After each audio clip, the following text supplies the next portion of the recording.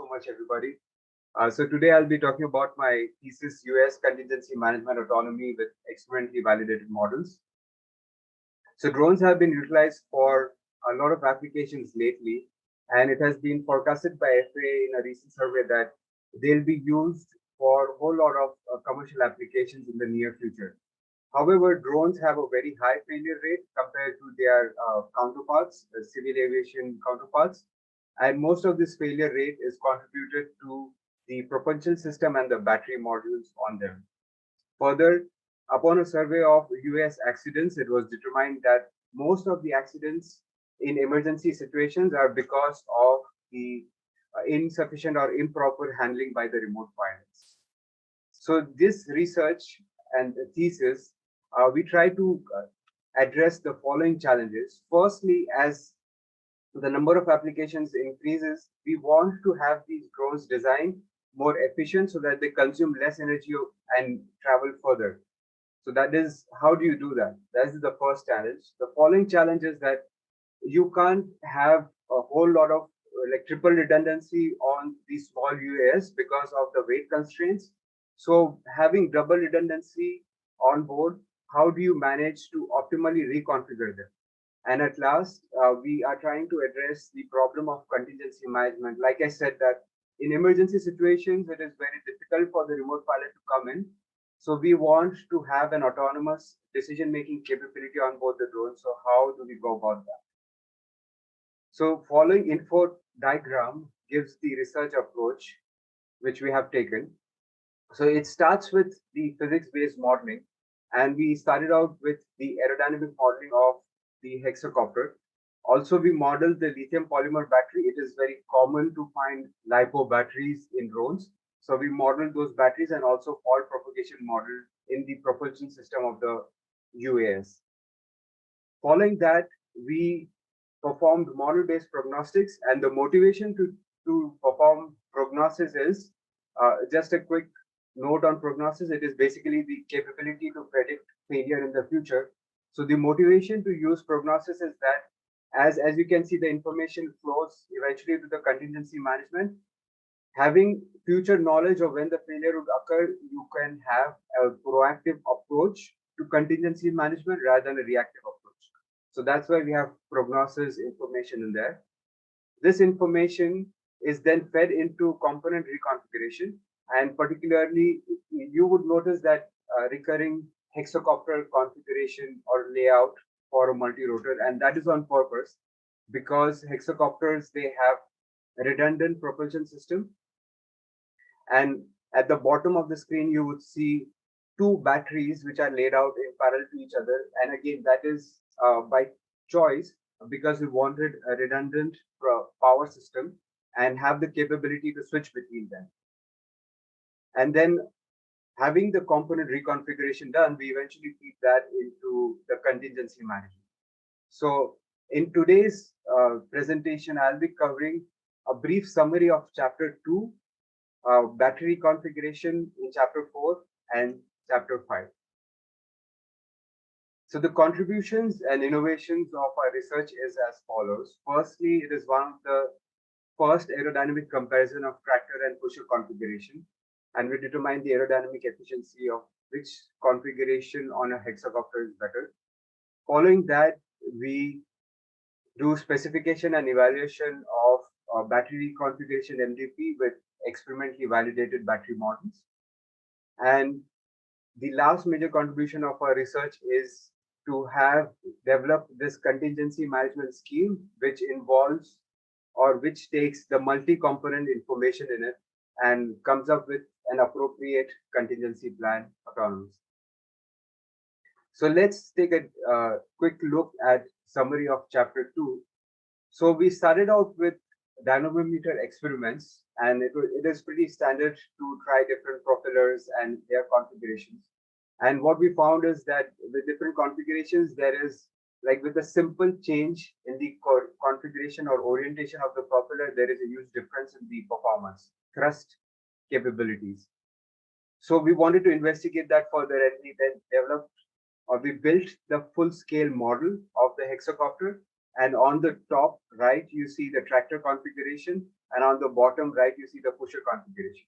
So we built these drones, and then we put them in wind tunnel and also conducted autonomous outdoor flight tests to determine or validate their results from wind tunnel tests. And further, this motivated us to conduct an experiment, and this was done in collaboration with Professor Fulzi and his team at Virginia Tech. And we were looking at open loop wind sensing sensitivity of both the configurations. So in conclusion, what we found is that the tractor configuration, what you see up there, and the pusher below, the pusher configuration has higher thrust to weight ratio compared to the tractor configuration. However, we know that there is no free lunch. So in the pusher configuration, we have higher drag. So the conclusion was that in applications where you had to fly at a slower velocity, and these applications include inspection, you would want to have a pusher configuration. However, in applications where you had to fly faster, you would want a tractor configuration because it has low drag. And applications like package delivery are where you want higher velocity. And also, a result from the wind sensing case study is that the pusher configuration has the higher sensitivity to resolve the wind variations. So it is able to resolve the wind variations or measure the wind variations more accurately as opposed to the tractor configuration. So moving forward, I'll be jumping to chapter 4, where I'll be discussing battery reconfiguration.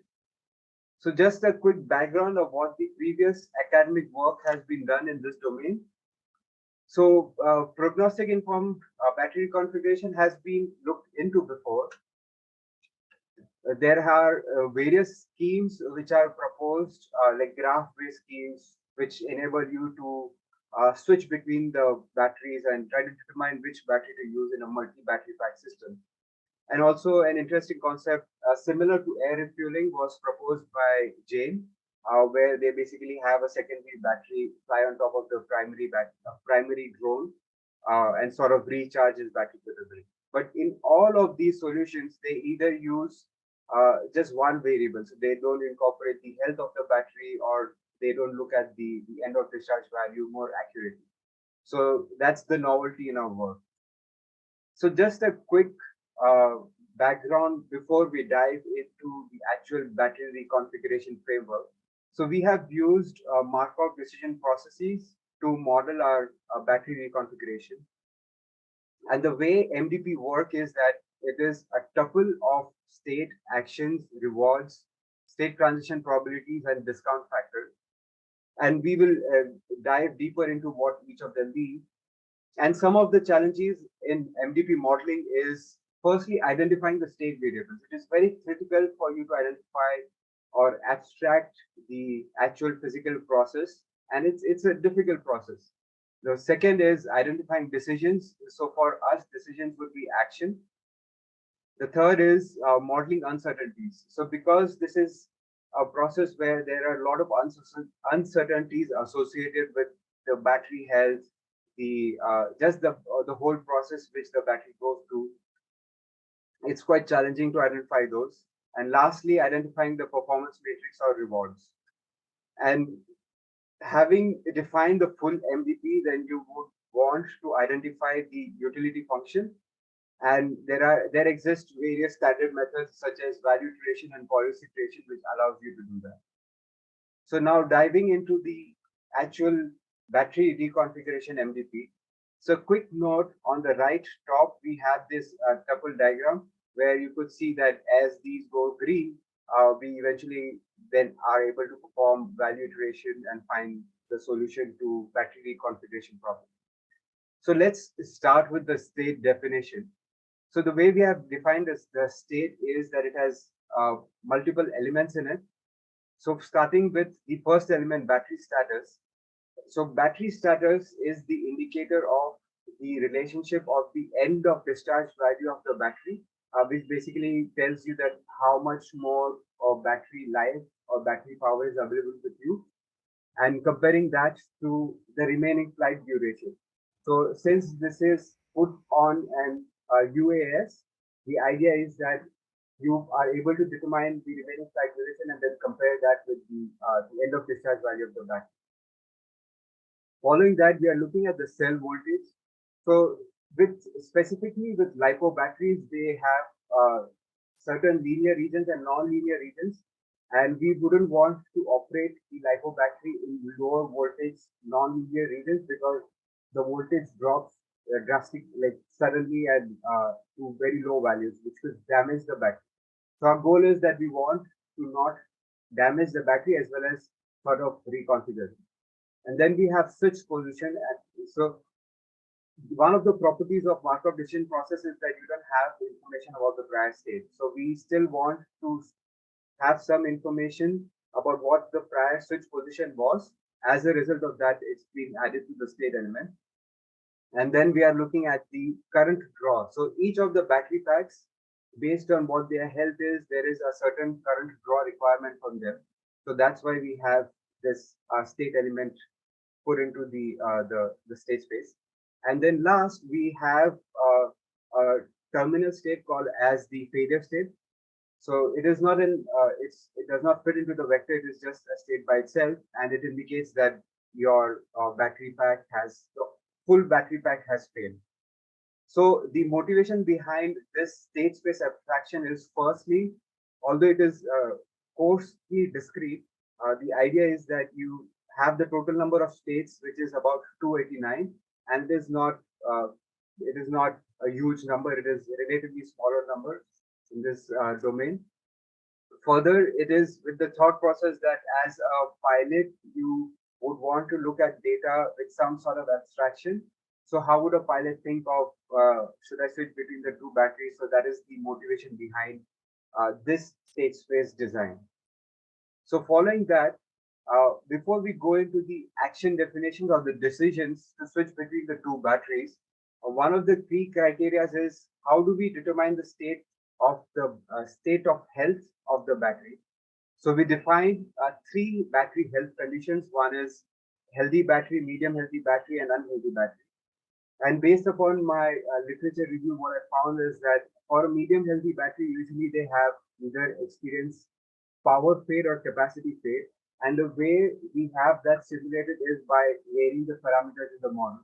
And for an unhealthy battery, we define that it is experiencing both power and capacity fade. So these fading degradation conditions are for each cell, and then overall it gives us a degraded performance of each battery pack. So there are two battery packs. Right? Further, the performance of lithium polymer batteries, they also vary with the temperature. So we are accounting for that as well, and that is being modeled as the increase in internal resistance. So having understood the state space, the health conditions, now we look at the action space. It is pretty simple. It is basically either using battery 1, using battery 2, and or using both the batteries. So that basically indicates which switch to keep on and which switch to keep off. So then the next step is to define the reward function. And the reward function is based upon the state action pair. So S indicates the state and use battery is the action. And it is the weighted sum of the rewards associated with each elements of the state space. And similarly with UseBoth, it is the average of the two batteries, and that's being utilized. So I'll just quickly go through it and we can come back to it if you're interested. But the general idea is that we are penalizing states where the battery condition is in poor state. So that's the general idea. So then moving to the next element of this, the MDP tuple, which is the transition matrix. So the way we found these transition matrix, and just a quick update for all who are not familiar with MDP. So in MDP, you have the state transition probability, right? So you being in one state and then transitioning to the probability of transitioning into the other state. And once you create a table of that, it is called as a table formulation of the state transition probabilities. So the way we determine the state transition probabilities is that firstly, we have those experimentally validated battery models, and they are embedded into this simulation schematics. So we actually simulate a hexacopter flying a particular flight plan and then what the battery there is. and what is the state transition probability. So it starts with the flight planner, which provides a flight plan to the guidance model, which then feeds into a discrete LQR controller, and then the output from the controller is then fed into the nonlinear hexacopter model.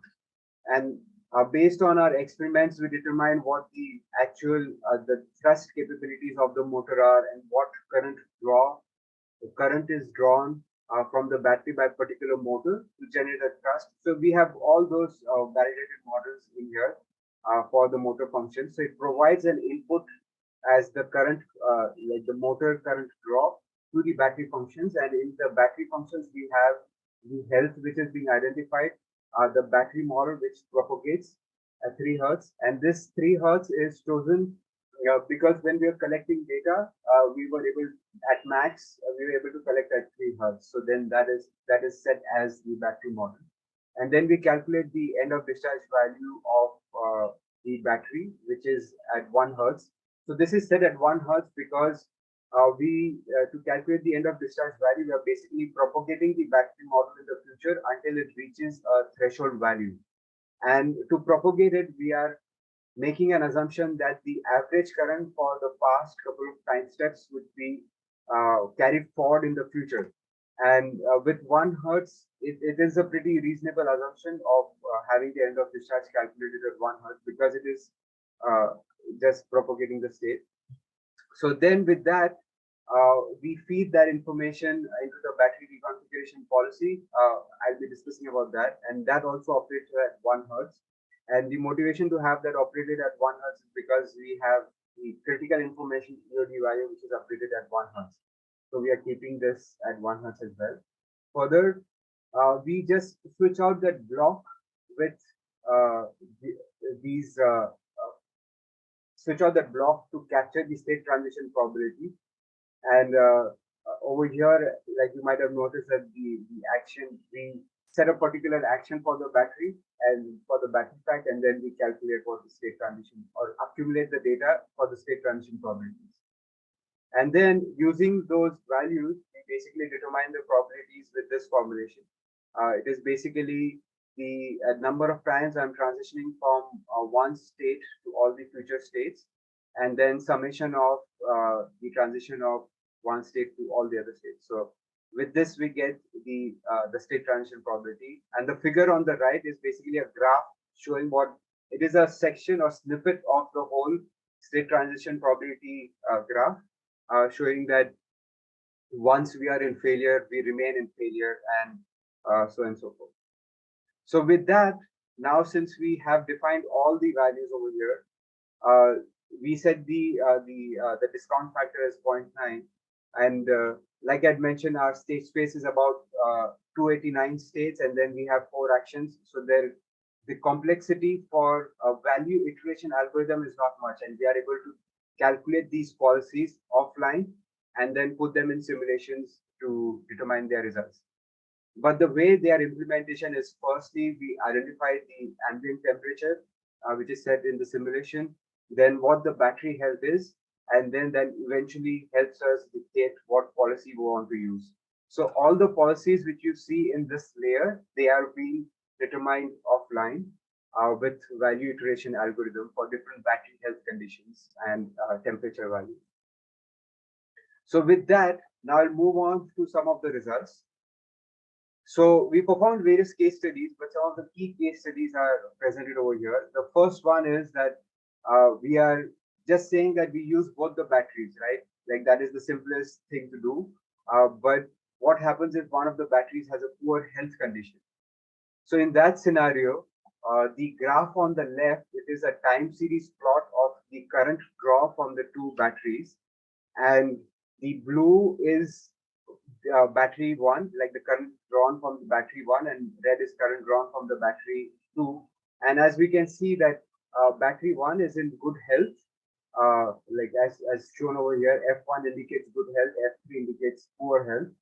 So battery 1 is able to compensate for the less current which is being supplied by battery 2, and it's sort of able to compensate that. But eventually, because of this higher current draw from battery 1, it fades away, or the voltage drop is happens very early. And then battery 2 tries to compensate, but then they eventually reach to a threshold voltage value and the battery pack fails. And the graph on the right basically shows the time series plot of the end of discharge values. And green is the end of discharge calculation for battery 1, and blue is the EOD calculation for battery 2, and light blue, and the dark blue is just the average. But we can see that all throughout the mission, this black line which indicates the flight duration, what you have, all through the time series, we can see that battery 1 was always providing, like, it had less end of discharge value. So to begin with, the battery pack was supposed to fail, was going to eventually fail, and it does eventually fail over here. And by failure, I mean that it just shuts off. So then let's look at a case study where we are using our policy, MDP policy, right, with one unhealthy battery. So on the left, you see how the policy or how the switch selection works over the time period of the flight. So we can see that at first we started with using both the batteries, and then it switches to battery 2, and then eventually does some switching between battery 1 and 2, and then settles to battery 1. And then on the right, we can see the variation in the end of discharge value of the two batteries. So with this scheme, we are able to prevent sudden failures in the battery pack and able to complete the mission. So with that, a quick summary of chapter 4 is that we have proposed a doubly redundant battery power plant system, and which has embedded models in it, experimentally validated models. And this is the reconfiguration between the two battery packs is performed with a novel MDP framework. And although I presented that with the MDP utilization, you would prevent sudden failures in both the battery packs, like the overall battery pack, by optimally reconfiguring between them. But in scenarios where both the battery packs are unhealthy, then what you do, right? Then you are bound to fail. So that requires us to have a layer on top of that where we are reconfiguring or we are changing the mission objectives. So that's when that's why we have this contingency management here on top. So we'll be talking about that. So a quick background about contingency management. Like the previous academic work done in that domain is that people have proposed a unified framework where they're using just a single component prognosis information for mission reconfiguration, they call it. Also, there has been architectures which are proposed where you are using the prognostic and health management information for mission planning. And there is one more architecture being proposed. But the novelty in our work is that we have, with even along with the architecture, we are also proposing the in-depth understanding of what the individual reconfiguration has to be done. And I believe our work is one of the first where we have shown the interaction between two components and their prognosis and how that affects in contingency management. So with that, the problem statement, to scope out the whole contingency management framework, we define a particular problem statement. So we have a package delivery mission where the drone has to go and deliver a package at one of the destinations. And we are using an urban landscape, as you can see on the figure over right. We use again a hexacopter configuration because we have redundancy in the propulsion system, and by reconfiguring the hexacopter, we are able to prevent sudden failure if there is a rotor failure, individual motor failure, right? And then we have a pre-flight information before taking off, and the pre-flight information consists of the flight plan, which is shown in the magenta lines. And there are checkpoints defined in the flight plan.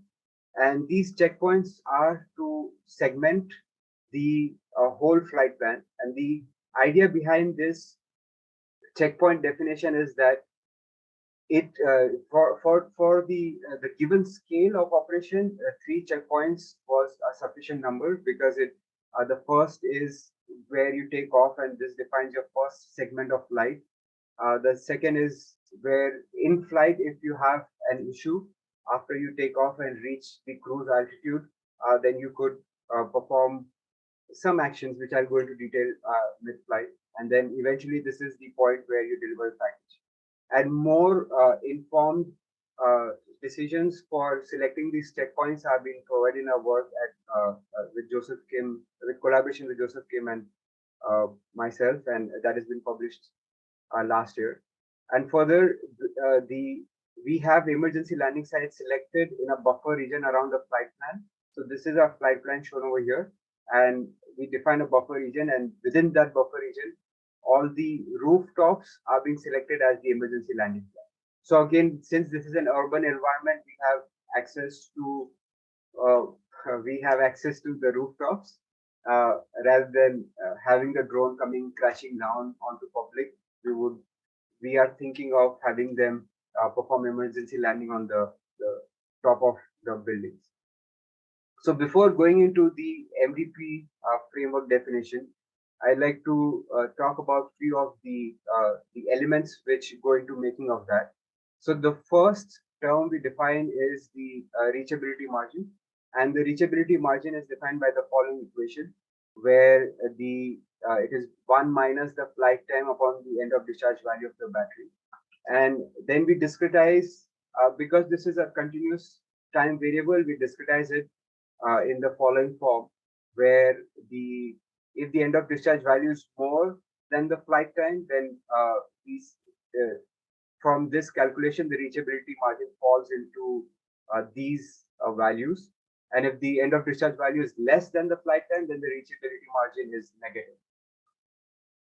And we also define a motor margin value where it is 1 minus the summation of weighted sum of all the ratio of the flight time and remaining useful life. So this RUL could be calculated for various type of faults in the motor, but in our particular case, we selected a spalling fault because it is progressive in nature, and it is quite frequently occurring in the bearings of the motors which are employed on the UAS. So we use a spalling fault for our particular case, but this could be extended to different type of faults, and calculating their remaining useful life of the motor based on each of the faults, and then we can take a weighted sum. And similarly to reachability margin, we discretize the motor margin into these two layers. And the motivation again with the discretization is that firstly, we want this MVP to be or these values to be agnostic of flight plan. And with these values, although it is coarse, it gives you a clear indication of being in safe region or unsafe region. So this discretization allows you to make it a flight plan agnostic, as well as it gives you a good idea of what is possible and what is not possible. So the next concept, which then feeds into the contingency management, is calculation of approximate footprint. So the way we calculate footprint is the idea is the maximum distance it travels for a given end of discharge value of the battery. And we use steady level longitudinal and lateral flight. And the idea behind calculation of this approximate footprint is that it is all the emergency landing sites below the cruise altitude of the UAS, and it does not climb. So with all those assumptions into place, we calculate the minimum control effort, maximum distance based on the end of discharge value. And so this is like a 2D cross section of this funnel, what you see on the right. And along the z-axis is the end of discharge value, right? So as you have more battery power available with you, you can fly longer distances. So the cone grows as you have more end of discharge value. Another concept, and all this we'll put it together in the following slides, is the database of emergency landing site trajectories. So as I had mentioned that in pre-flight state, we already have the emergency landing sites available with us, but we take it a step further. We determine the trajectories to these emergency landing sites from these checkpoints. And the motivation to have this trajectories defined, and again, these are based on the minimum time trajectory. So we do all this optimal control calculation, optimal trajectory calculations offline, so that online we just pull the trajectory and the information of the emergency landing site from the database and execute that emergency landing. So the blue line is indicative of if you are flying in one direction, and the green line is indicative of your flying in other direction. So we take into account that if you were to execute an emergency landing, you wouldn't want to change your direction. You want to continue your like direction and probably gently change it rather than suddenly changing. So that's why we have the blue and green line specifically showing the emergency landing trajectories, which are determined offline. So now let's put it all together. We start with the state space definition, and again on the right, we have this tuple, and as this tuple gets green, we are then able to find the optimal policy. So similar to the battery reconfiguration, we have the state vector, which has multiple elements in it. It starts with flight status, and this flight status is just for us to keep tabs on what state we are in. Either we are executing an emergency landing, or if we are in like nominal flight. Then we are looking at motor health. So we define motor health based on like in 3 segments. One is no fault, the second is falling fault, and the third is jam fault. So again, like I said, falling fault is one of the most common faults which we see in motor bearings, and this could be substituted with other type of faults as well. Then we have motor margin, and it is discussed into that like the 2 layers which I had mentioned about previously. We have battery health. It is good, medium, poor. It is similar to healthy, medium healthy, and unhealthy. And then we have reachability margin. I talked about that earlier. And then we have 3 terminal states: complete, terminate, and failure. So complete basically says that I have completed my flight plan. Fantastic. Terminate is basically I had to terminate my flight plan. I was not able to complete, but I have not crashed my vehicle.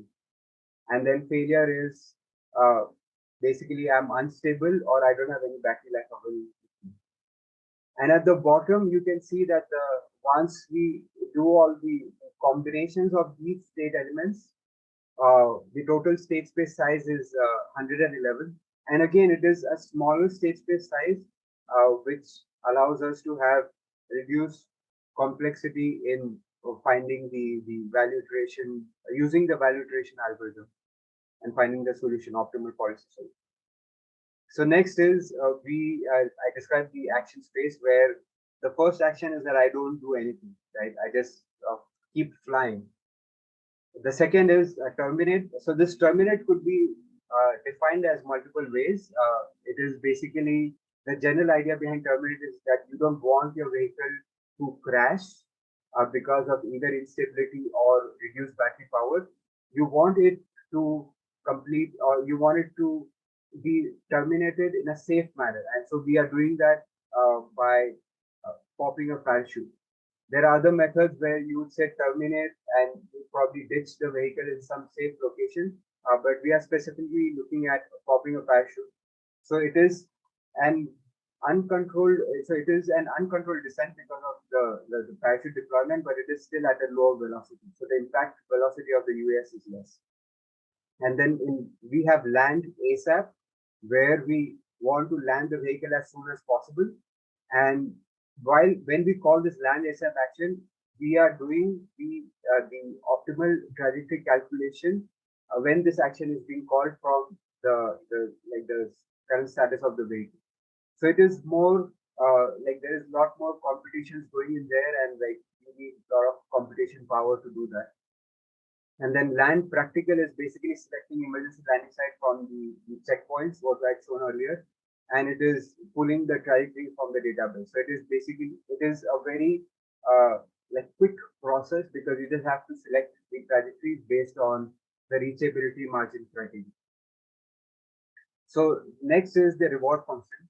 I'll quickly go to the reward function just to present the results.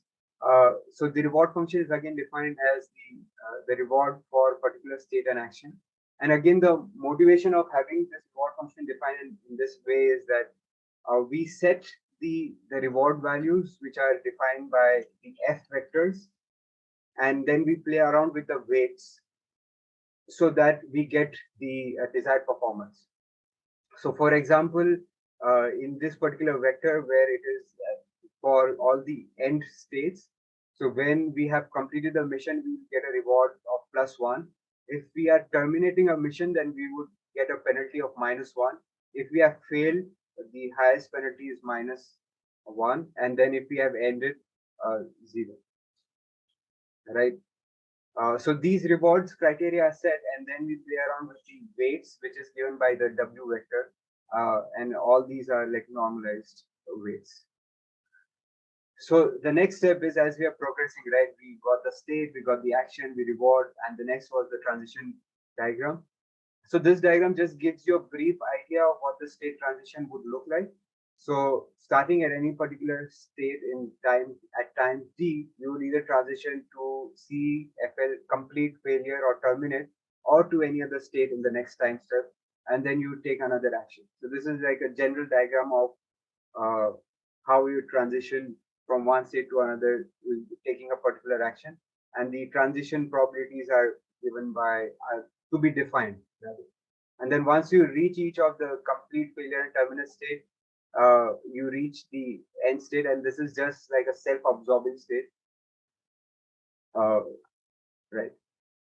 And at the bottom we have the state and action definition. So in the next slide, we saw the general transition diagram, right? But since we have each elements defined in the MVP state space, how are they transitioning between each other? Because that eventually dictates the overall state transition probability table.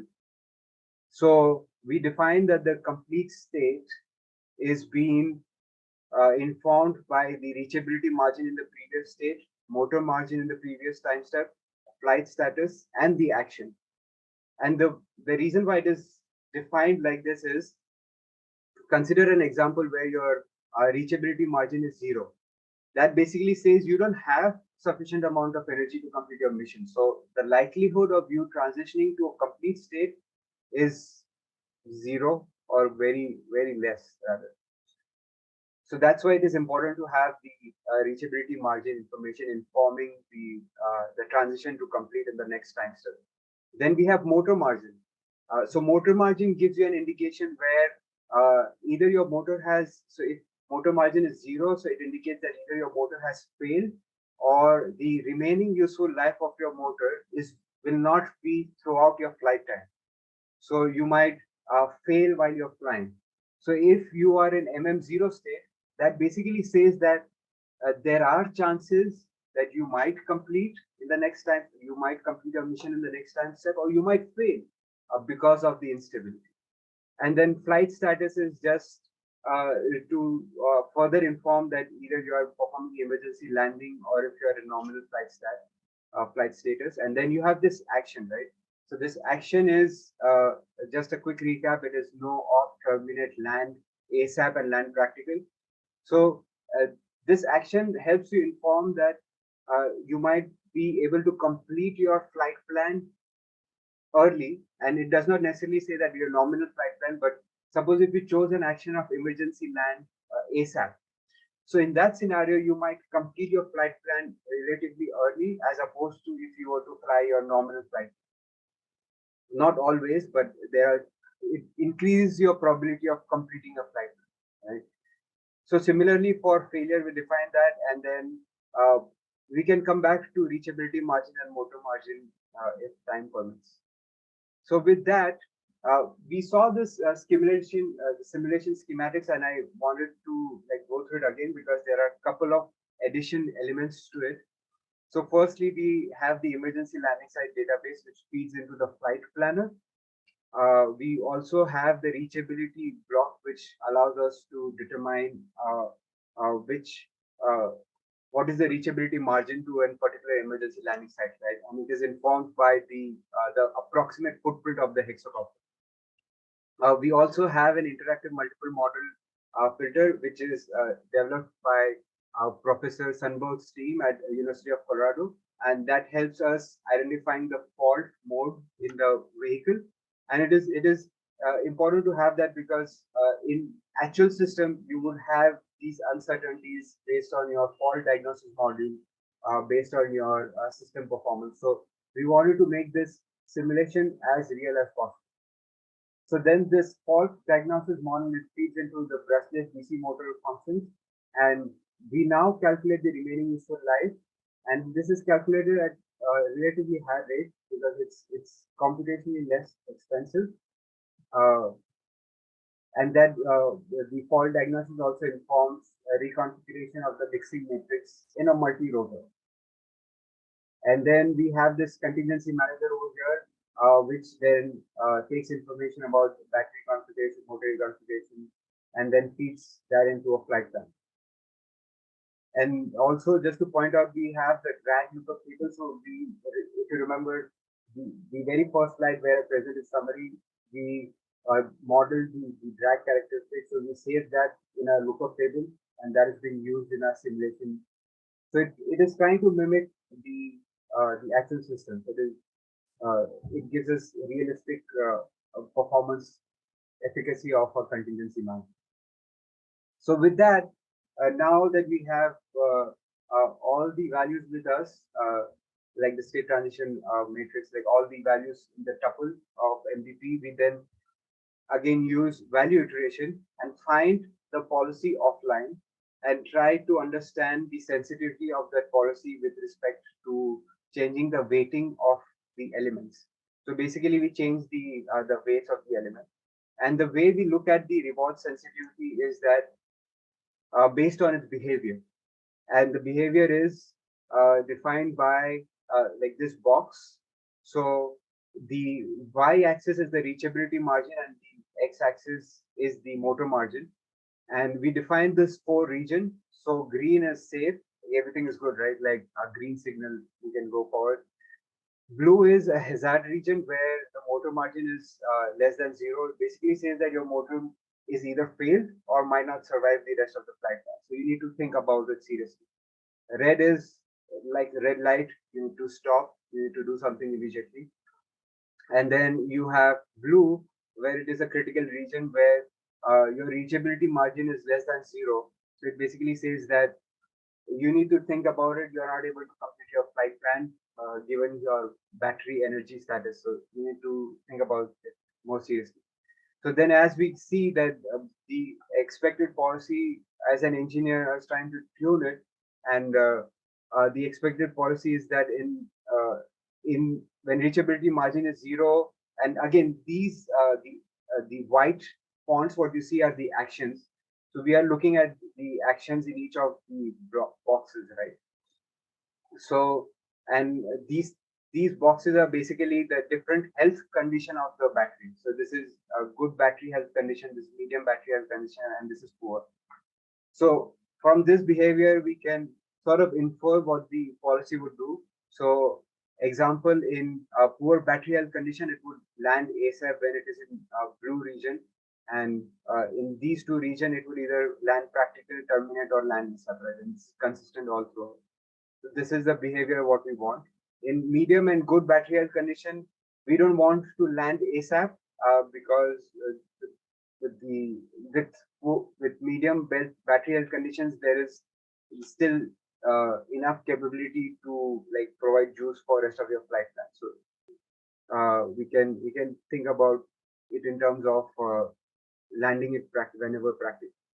And so I was trying to like vary the weights and understand what how the policy changes. And so basically in this particular case, so the plot which I showed you earlier is what we have been using in our simulations. And in this particular plot, we have land ASAP being recommended. So this is with change in weights, right? So we were trying to adjust the motor margin weights and trying to reduce that. So it is set to 0 over here.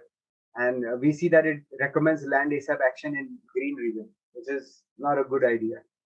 And it does not recommend any emergency landing action in the hazardous region. So again, it is bad. So it sort of gave us a good understanding of what the weights should be and how the reward function uh, uh, dictates the performance of the policy. So with that, I present a case study where the hexacopter is flying a 3D flight plan over New York City, and we saw this end of discharge plot earlier. So uh, as we can see that the end of discharge values, they are way above the remaining flight duration, the black line over here. But at about 176 seconds, there is a motor failure, right? And the MDP basically recommends that, oh, you need to land ASAP. And there is a sudden drop in these EOD values because of the motor failure. There is a reconfiguration scheme which has been employed where we reconfigure the hexacopter to a quadcopter.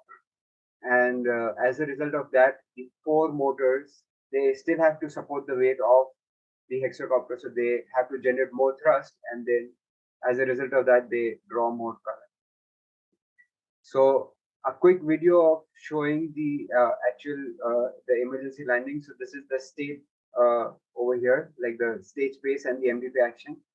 And so basically there are these three checkpoints, right, which I mentioned, and you might notice that these crosshairs, they change color, they become green. So these crosshairs are indicative of the emergency landing coordinates on rooftop, and with our assumption that all the emergency landing sites below us are accessible, and because we don't want to climb and spend more energy in climbing, so that's why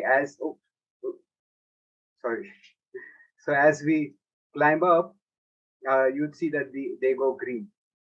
So this is just a video of the plots which I showed you earlier, and so it takes off. This hexacopter size is exaggerated just so that you could see, and it is going about its business of delivering a package at this site. But at some time step over here, it identifies that it has a spalling fault. So as a result of that, this trajectory color is changed to yellow, and then at some point in the future, it basically becomes red because you have a failed motor. And as you can notice that you are performing practical action because your battery health is medium, and this is reachability margin 1. So you have sufficient battery energy with you, so you don't need to land ASAP, but you still need to land. Right? So with that, we performed Monte Carlo simulation to sort of validate what the performance of our system, and we did about 930 MC Monte Carlo simulations, and we varied various parameters, right? We varied the flight safety margin, wind speed, direction, the overall battery health, ambient temperature, location, and what we found is that, as expected, that in poor health condition, the so this is basically standard error of mean plots for the failure rate. And by failure rate, what I mean by that is that the battery has failed or your system has destabilized. So CMA MDP policy has a very low failure rate compared to a baseline policy, which is basically doing nothing, just flying, no matter what the condition is. And it does perform really well. Although there is a slight higher failure rate at the top, we would want this low, and we are investigating that further, how to get that low.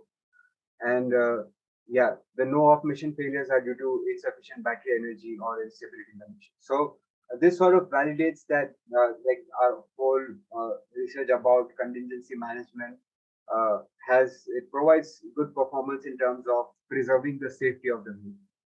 So in summary of chapter 5, we proposed a novel contingency management MDP framework, which is flight plan agnostic. And we can carry forward this. Suppose if we have a fleet of the same drones, we can have this contingency policy on each of the drones because we have understanding of the components and the motors. And it is flight plan agnostic. That was the motivation to begin with when we're designing the abstraction. The second is we presented case studies showing the efficacy of MDP, and we can see that it can handle component degradation, and it recommends appropriate contingency action. So in conclusion of my dissertation and future work, we have experimentally investigated a tractor and pusher hexacopter and their aerodynamic performance. We proposed a novel reconfiguration framework for battery reconfiguration. We also proposed the first contingency management MDP, which utilizes multi-component prognosis. And in future work, what we'd like to do is that, all right, we have proved the efficacy in simulations. Now, the next step is that will that hold in reality? So basically performing experimental validation of both component reconfiguration and contingency management. And then the second is we propose this architecture with two MDPs. There are various literature out there which talks about hierarchical MDPs.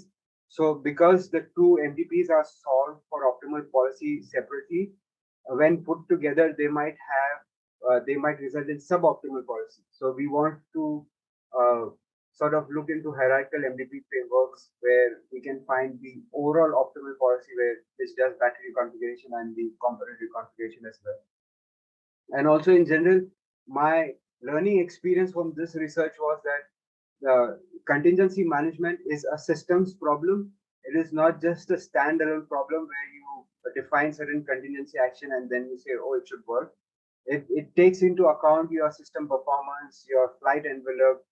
And in this thesis, we haven't looked at the airspace where there are different the air traffic in the airspace and heterogeneous vehicles in the airspace, and how do we avoid that. This thesis only focuses on the particular system or the single UAS, but this is like a system-wide problem, and it sort of opened my eyes. Like it is not just a single component or single UAS sort of design. It is, you need to look at various other layers on top of this work to come up with efficient and contingency management. So with that, this research wouldn't have been possible without acknowledging some of the important people who helped support me. So firstly, my advisor, thank you so much for accepting me as a student. And you are an immense source of knowledge, and I learned a whole lot about the just the research aspect and about the industry from you. So thank you so much for all that, for supporting me. The next is my parents on the left, Captain Sundar Sharma and Julia Sharma. You have been my inspiration and role model for life, and thank you so much for raising me the way I am and inculcating all the good qualities, discipline, timeliness, punctuality. Thank you so much. To my wife, Dr. Ritika Agrawal, she had a flourishing career as a surgeon back in India, but she believed in me and she moved for me rather to USA. I'm in debt to you for my whole life, and thank you so much. And to my daughter, Rinaisha Sharma, thank you for coming into our life. To Ritika's mom, Mamta Agrawal, and Ritika's dad, who is probably listening to us and not in the picture. Thank you so much for helping us out, raising Rinaisha in her early days. That allowed me to focus on my research, and I knew that she was in good hands. So thank you so much for staying with us for extended period. I really appreciate that. The next is my committee members. Thank you for accepting my invitation to join my committee, and your feedback has been very valuable in order for me to sort of shape certain elements of my dissertation. Thanks a lot, and I really appreciate your flexibility in scheduling and everything. Thank you. The next is my colleagues at A2SYS. We have a fantastic group over there. Thanks everybody, and there are some who are not in the picture. They have either graduated or are listening to us online. Thank you so much for support with experiments and indulging in various interesting conversations. Also, I'd like to thank Christopher Cartier from Aerospace Department. He was very kind and helpful during my wind tunnel testing, and he was very patient. Like, I think I was, for the whole summer of 2017, or for most part, for quite a lot of time, I was in wind tunnel experiments, and he was being patient with me. So thanks, Chris. Also, to the fantastic staff of robotics department, Denise, Damon, Kimberly, and Dan. Thank you so much. You made all the administrative stuff look very easy, or the flight experiments in MA, all the support which you all provided to conduct flight experiments and all the administrative stuff. I really appreciate that. Thanks a lot. And with that, I conclude my presentation and leave you all with my publications and just some first flight videos, and I open up for questions.